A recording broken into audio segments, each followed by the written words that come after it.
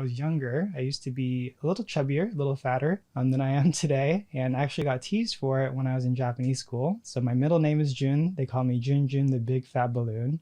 And ever since I was bullied at Japanese school, I knew that I wanted to be healthy and no longer overweight or chubby. So for me, health has always been one of the priorities in my life. And I think plant foods is another tool that you can use to help keep yourself healthy or get healthier if you feel that there's room for improvement. And that little story there about always wanting to be healthy is one of the reasons why I decided to become a pharmacist, because I knew that would give me some basic knowledge as far as medicine goes, drug therapy, the treatments that are used to treat disease. And it would also enable me to use my science interests.